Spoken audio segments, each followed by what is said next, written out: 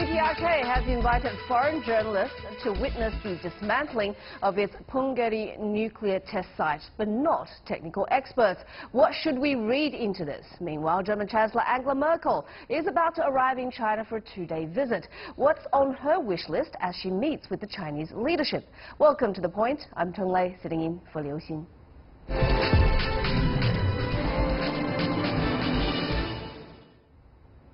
The DPRK has invited journalists from China, the US, the ROK, Russia and the UK to witness the dismantling of the Punggye-ri nuclear test site scheduled later this week. The site is situated in mountainous terrain in the northeast of the country and has been used to conduct all 6 of its nuclear tests since 2006. During his meeting with visiting South Korean President Moon Jae-in on Tuesday, US President Donald Trump said the summit with the DPRK leader Kim Jong Un may not work out for June 12th, suggesting a potential delay. What's the latest on the Trump-Kim summit, and what impact will the demolition of the nuclear test site have? I'm joined in the studio by Mr. Zhao Hai, a research fellow of the National Strategy Institute at Tsinghua University, and from London by Dr. Tat Yan Kong, an associate professor at the School of Oriental and African Studies at the University of London. Welcome to the show, gentlemen. So let me start by asking you, Dr. Kong, why has the DPRK invited only reporters instead of UN technical experts to witness the dismantling of the site? Well, I think the dismantling of the site is supposed to be symbolic to show that the North Koreans are going in the direction of denuclearization. When it comes to inviting technical experts, that constitutes verification. That means that if it's verification, the North Koreans will want something before they allow verification to take place. So it shows that North Korea is heading in the right direction, but the details of denuclearization have yet to be worked out. Unless those details are worked out, verification will not be able to begin in earnest. Mr. Zhao, so does this necessarily mean that the DPRK is trying to hide something? And also South Korean media were told to attend, but then they were only given permission at the last minute. Why is that? Well, last question first. I think the initial stall for the South Korean journalists going into North Korea to witness the dismantling of Punggye-ri nuclear test site is because the North Koreans are waiting for the South Korean President Moon Jae-in visiting the U.S. and to see the results of the president's negotiation coming out of the meetings. And so far, I think they're satisfied with the expression of hope from President Moon Jae-in, and also they're okay with the results of the two presidents talking. So right after that, they allowed South Koreans journalists to fly in, and also they actually break the tradition. They allowed military airplane from South Korea directly fly from South Korea to North Korea, landed there, and allowing 8 journalists to join other 4 countries' journalists together. I don't think at this point North Koreans is intentionally trying to hide anything from the world. The lack of technical experts going into that site with experts is mainly because that gives the leverage of the other side. The North Koreans want to keep that leverage for verification. Remember 2008, the verification protocol is very much at the center of the dispute between North Korea and the United States. So I think they don't want that trouble, and they just want the journalists to witness that simple dismantling and no other fuss. Okay, more about the test site, Dr. Kong. We've heard some observers say the test site had become partially unusable. Others say the site was still in operation just months ago. What do we know for sure? Well, I don't think we know anything for sure. Maybe the American military, through satellite imagery, would know more about the test site. I don't think the test site itself is actually so important, because North Korea is a very mountainous country. Sites can be rebuilt, facilities can be relocated. The more important thing, rather than the demolition of the test site, is actually North Korea's cessation of testing of bombs and missiles over the past few months. Their missile system is actually not yet perfected. And so as long as they're not testing, they're not getting intelligence, they're not getting new technical data to perfect their system. So I think rather than thinking about the demolition of the test site, we should think more about the gains that have been made from the freeze-on testing, and also to think about the direction in which North Korea is going. Okay, so there seems to be consensus that we are heading in a positive direction, but Mr. Zhao, you were there in North Korea in 2008, and you were talking about that sense of deja vu. That was when the North blew up a cooling tower, and it resulted in sanctions relief.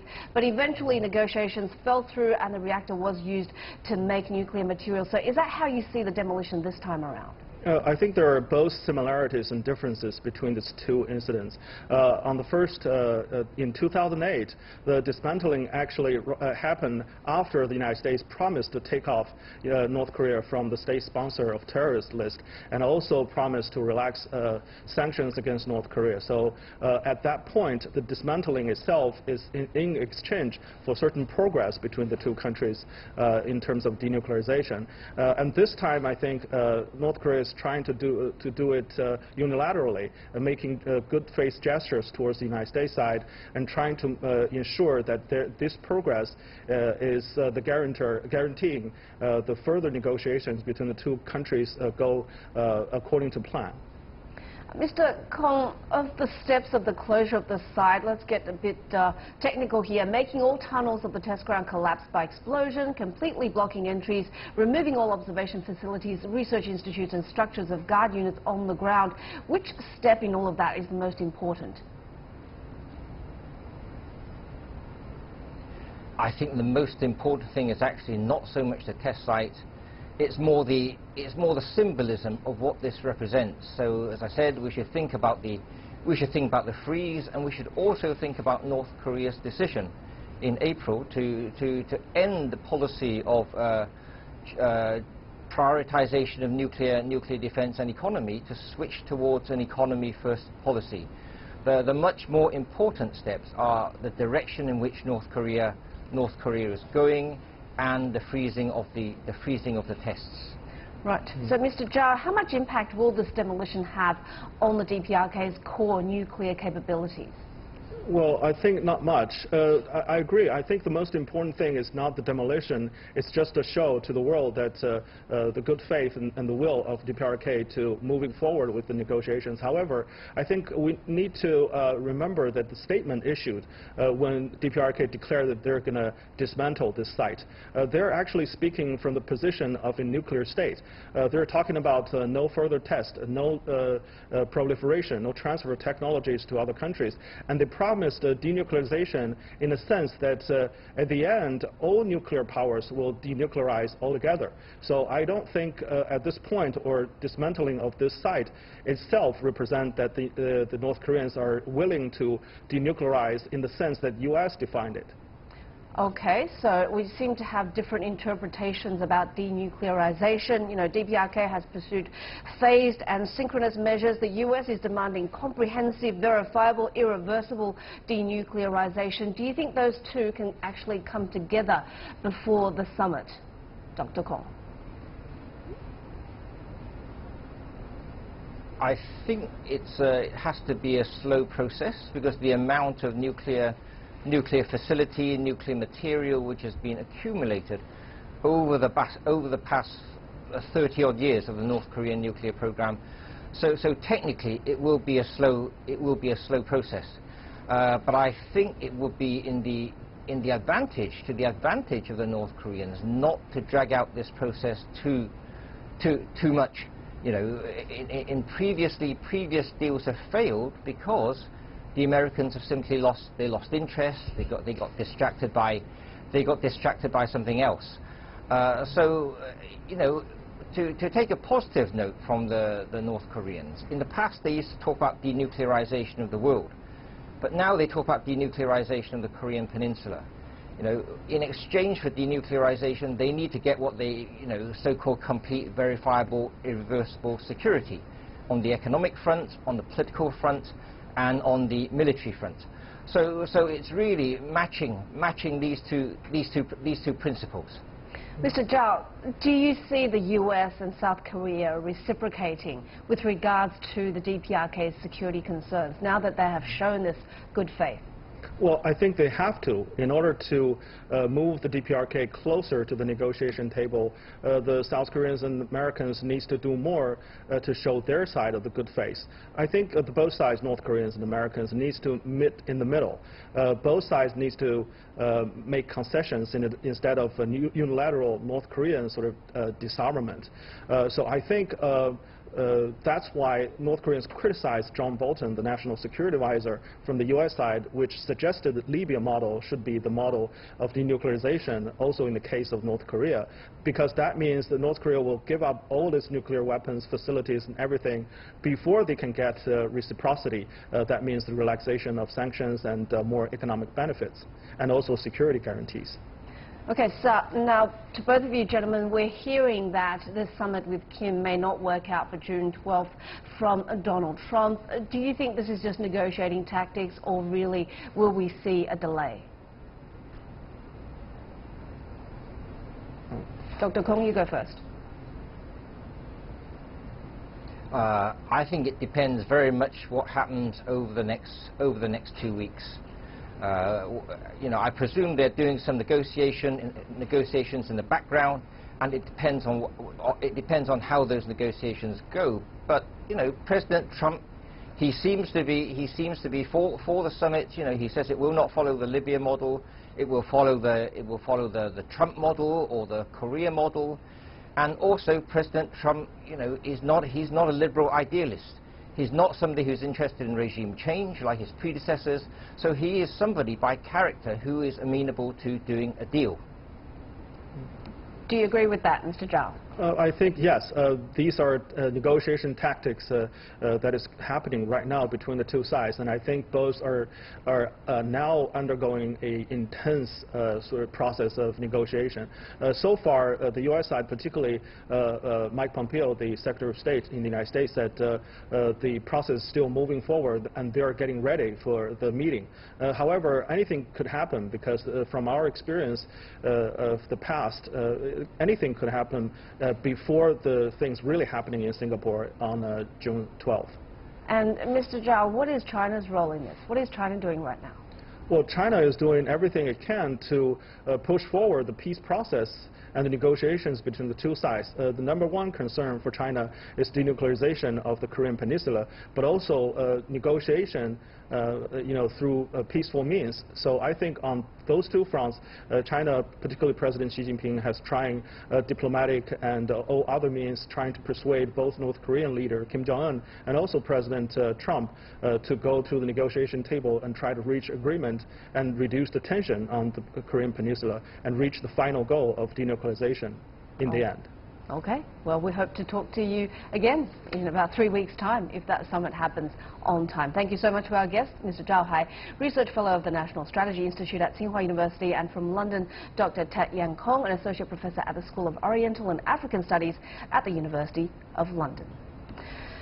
Okay, I'm Chen Lei sitting in for Liu Xin for The Point. We'll be back in just a little bit. German Chancellor Angela Merkel is about to arrive in China for a 2-day visit to discuss political and economic issues with Chinese leaders. Merkel's visit comes at a time clouded by U.S. President Donald Trump's trade threats and his decision to pull out of the Iran nuclear deal. Germany and China are united in their trade surpluses with the U.S., and both are trying to preserve the rules-based multilateral order. The trip will be Merkel's 11th to China since becoming Chancellor in 2005. She will be accompanied by an industry delegation of roughly 20 German executives and will hold a news conference with Chinese Premier Li Keqiang on Thursday before attending a dinner hosted by President Xi Jinping. So how close are Sino-German ties, and how is the Trump factor affecting their relationship? Joining me from Bonn is Hans-Dieter Heumann, a former German ambassador to the Council of Europe, and in the studio we have Mr. John Gong, Professor of Economics at the University of International Business and Economics. Welcome to the show, gentlemen. So let me start by asking you, Mr. Heumann, Merkel tried to lobby Trump not to exit the Iran nuclear deal, and then sanctions are now facing European firms. Beijing, meanwhile, appears keen to send a message of Chinese-German solidarity to Washington. So which side do you think has most to gain from this trip?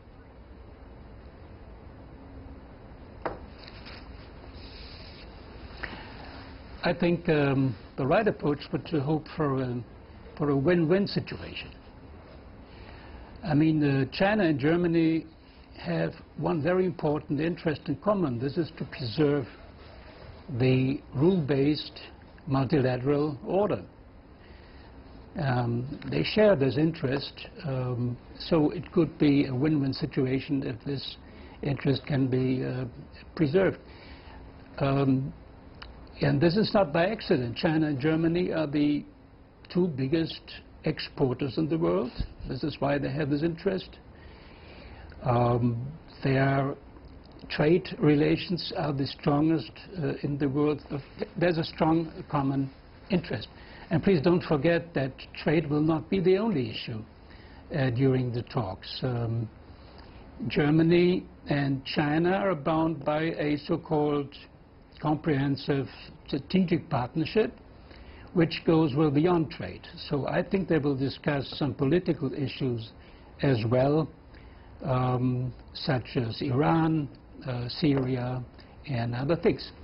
Mr. John, let's talk business, because we know that the Merkel administration is also concerned, like the Trump administration, about some of the which China does business. So is she likely to combine defense of multilateralism with a push for Beijing to play fair on trade and investment? You know, we're talking IPR, reciprocity, all those same old demands.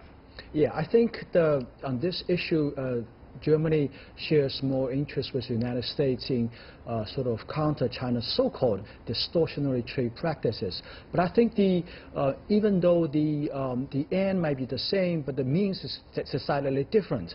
I don't think that Germany is going to take a confrontational approach towards China. They're not going to threaten in imposing high tariffs on Chinese exports to Germany. I think the German side is more of sort of a conciliatory and also more interested in having a dialogue. And I think there are two issues mostly standing in the way between closer cooperation between Germany and China.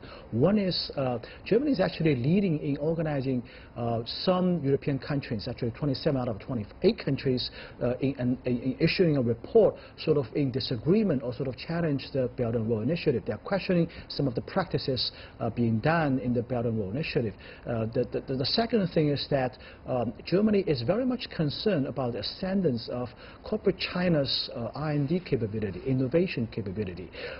As you know, Germany is a high-end manufacturing center in the world. They have a lot of hidden champions. And China also has our own fair share of hidden champions. And our corporate China's innovation capabilities have been rapidly rising. So I think these are the two main concerns from Merkel's perspective. And Ambassador Heumann, how big are those concerns that John just spoke about, Belt and Road Initiative and also the ascendance of corporate China, especially in technology? Yeah, there was a recent poll in Germany among some business elites, but also elites in the government and so on. And it was widely reported in the media, especially the 70% of the German elites who worry about Chinese influence and about access of German companies to Chinese markets. But there's a second figure in this survey, which is that 80% of German elites see more chances than risks in engaging in China. I think this is a very important figure too. Yes, I was speaking to the CEO of Volkswagen recently, and they're investing $18 billion in China by 2022. They sold 4 million cars in China last year, so a lot of big German companies thriving here. But when it comes to reciprocity, recently the Chinese ambassador to Germany pointed out that Chinese investment in Germany amount to 0.3% of the total, whereas German companies have invested 80 billion euros in China over the past 30 years. So, John, do you think we'll continue to see more Chinese investments in Germany, or will they try to really actively block that capital? I mean, corporate China is going to increase their footprint in Germany. They're going to keep investing in great companies in Germany. But I don't think there's any sort of comparison close to the figure that Germans' investment in China. Because we're talking about these huge companies investing in China for decades. Volkswagen is the first Western company establishing a joint venture with China in the 1980s. So, Germany's investment in China has been going back decades. Now, China's investment in Germany is mostly targeting sort of high-end, high-technology companies, acquiring their technologies, acquiring their innovation and R&D capabilities. Even though the German market is very large, but in no comparison with the market in China. And I think corporate China's strength in overseas market is mostly in developing countries, in Africa, in Southeast Asia, increasingly in South America. So I think the corporate China's investment in Germany is not so much really targeting, tapping the potential market there. It's mostly about acquiring good brands, good R&D capabilities, innovations, intellectual properties. So it's more of investment of that kind. Ambassador Heumann, Germany's de facto leadership within the European community means other nations will be watching this trip with great interest. What would Merkel want to be seen to be achieving with the Chinese as far as her domestic audience is concerned? I don't think that China is, there is a certain consensus in Germany about how to deal with China, so I don't think Chancellor Merkel's China policy is very much dependent on this domestic. But I think the most important issue will be access to Chinese market. And the concern of the 70% or however the figure is also about the what you just mentioned, Chinese interest in buying or having access to high-tech German companies. And this is seen in Germany also before the background of this Made in China 25 program, which aims at for China being a leader in certain key areas of high-tech industries. But now, this is not also could be a win-win situation, and the discussion has just started. Why can't we cooperate on very important, for example, energy technology, on robotic, for example? There is a very important, well-known example in Germany about China having bought KUKA, which is a German company producing robots.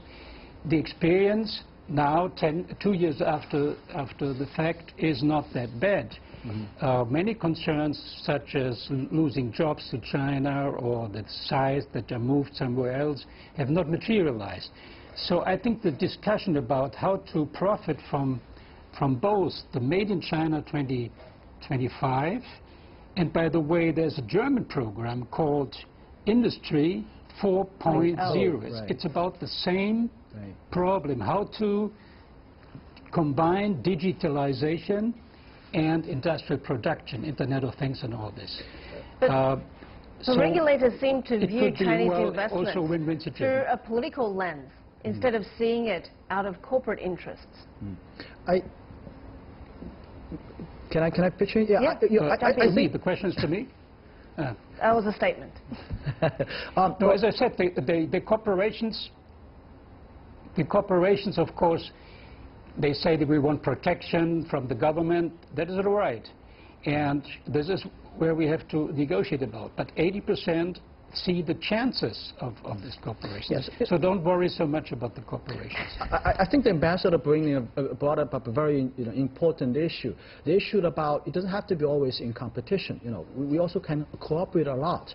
I'm always of the opinion that corporate China doesn't have to compete with every one of its competitors on the international market in terms of trying to go after different markets in terms of cooperation, even in R&D. I mean, look at let's talk about the automobile industry. We have a very good example here. The Renault-Nissan alliance has been working awfully well for both countries, for France and for Japan. I'm just always wondering why this model cannot be done between German company and Chinese company, and for that matter also American company with Chinese companies as well.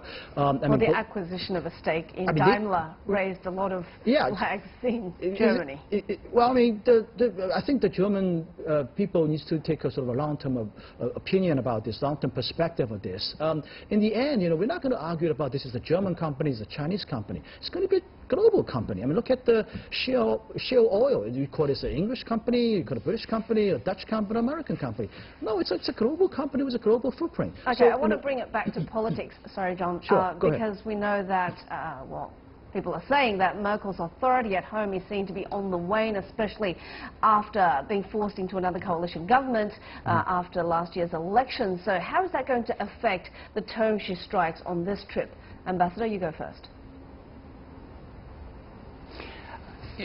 Please don't worry so much about the coalition government. Germany, since its founding in 49, the Federal Republic, has had coalition governments. There was never a government which was not a coalition government. So Germany is quite used to that. And I can tell you the contentious issue right now between the Social Democrats and Christian Democrats do not concern so much Chinese-German relations. They concern the Eurozone, how to develop further the Eurozone. They concern Russia and other things, but not so much. So don't. There is, as I said, a consensus among the elites in Germany about the importance, not just economic, political importance of these relations in times of a real threat to the multilateral order, the rule-based multilateral order that both countries, China and Germany, have a great interest to preserve. So what about German-US relations? I think they're still entangled with this exemption of tariffs on steel and aluminum. I don't think Donald Trump is going to back off, and I think with Germany's huge trade surplus with the United States, the trade issue between Germany and the United States is as contentious as between the United States and China. So I think on that point, both countries in the same trench in dealing with U.S. under a very important multilateral framework. I think Germany and China. I'm afraid that's sure. all we have time for. Thank you so much, Hans-Dieter Heumann, joining us from Bonn, former German ambassador to the Council of Europe, and John Gong, professor of economics at the University of International Business and Economics. Thank you for the reassuring tone of that discussion. That's all from this edition of The Point. Download the app for CGTN to watch our show on your mobile devices, or go to YouTube and look for CGTN The Point. Thanks for watching. I'm Chen Lei, 7 for 流星。